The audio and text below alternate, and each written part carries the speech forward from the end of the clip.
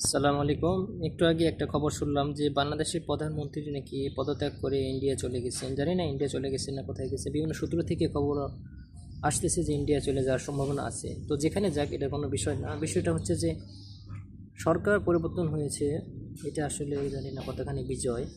এটা কোনো বিজয় না, কারণ এ পর্যন্ত অনেকবার সরকার পরিবর্তন করা হয়েছে, কোনো লাভ হয়নি। 1971 সালে পাকিস্তানের সাথে যখন যুদ্ধ হয়, তখন বাঙালি জাতি মনে করেছিল যে একটা শান্তি আসবে, মানুষের অধিকার নিশ্চিত হবে, মানুষের অধিকার ফিরে আসবে। কিন্তু না, মানুষের অধিকার ফিরে আসেনি। তখন একটা কোটা সিস্টেম ছিল, যে পাকিস্তানিরা প্রায় 70% চাকরি পাইতো, সুযোগ সুবিধা তারা পাইতো বেশি। তাই দেশ স্বাধীন করার পরে সেম অবস্থায় মুক্তিযোদ্ধারা সেই সুবিধা নিয়ে নিছে।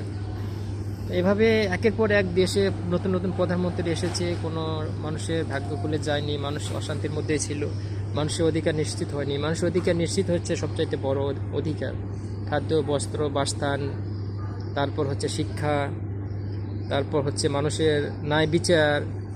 ন্যায় বিচার প্রতিষ্ঠা হচ্ছে মেন, কিন্তু বাংলাদেশের ন্যায় বিচার প্রতিষ্ঠা হয় নাই। হাজার হাজার লক্ষ লক্ষ কেস চলতেছে, মানুষের মিথ্যা মামলা, হয়রানি কেস, কোনো ন্যায্য বিচার হচ্ছে না, কোনো ন্যায় বিচার হচ্ছে না। সুতরাং সরকার পরিবর্তন, বারবার মানুষ মনে করে একটা সরকার চলে গেলে, নতুন কেউ আসলেই মনে হয় দেশে শান্তি ফিরে আসবে, কিন্তু আসলে এরকম কয়েকবার করা হয়েছে অলরেডি, কোনো শান্তি আসেনি। সুতরাং যারা চিন্তাশীল তাদের উদ্দেশ্যে আমার কথা হচ্ছে যে ভাই, সরকার অনেকবার চেঞ্জ করা হয়েছে, আসলে শান্তি আসেনি, আসবে না। কারণ কি? কারণটা হচ্ছে মানুষের তৈরি হুকুম মানতেছে, আল্লাহর তৈরি হুকুম বাদ দিছে।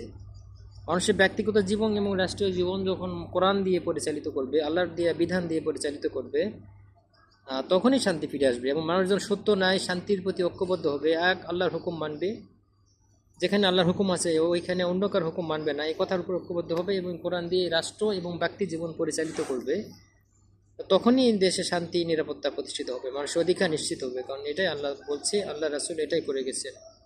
ততক্ষণ পর্যন্ত মানুষের অধিকার এবং শান্তি আসবে না, মানুষের ন্যায় বিচার শান্তি প্রতিষ্ঠা আসবে না। এটা সামান্য একটা কোটা আন্দোলন নিয়ে আজকে যে দেশে যে পরিস্থিতি শুরু হয়ে গেছে, এটা একটা মানুষের ছোট একটা অধিকার।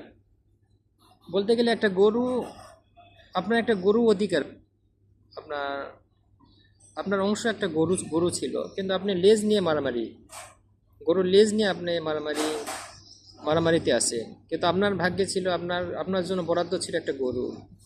তো আমরা লেজ নিয়ে মারামারি করতেছি। এরকম কোটা আন্দোলন হচ্ছে একটা গরুর লেজ।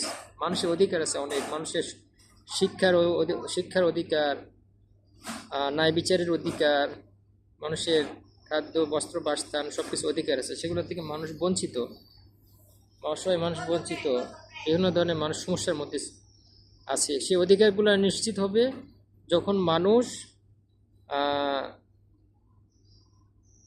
এক আল্লাহর হুকুমের প্রতি আনুগত্য করবে ব্যক্তি এবং রাষ্ট্রীয় জীবনে, তখনই মানুষের শান্তিতে ফিরে আসা সম্ভব।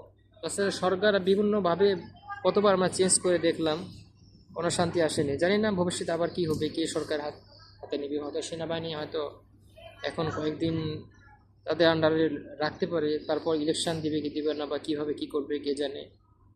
তারপর যে আসুক, দেশে একটা বিশৃঙ্খলা সৃষ্টি হবে। তো সব কিছু মিলে একটা আতঙ্কের মধ্যে আছে। সো এটা উল্লাসের কোনো কিছু নেই। একটা বিজয় আসলে আল্লাহর কাছে দোয়া করা উচিত, যে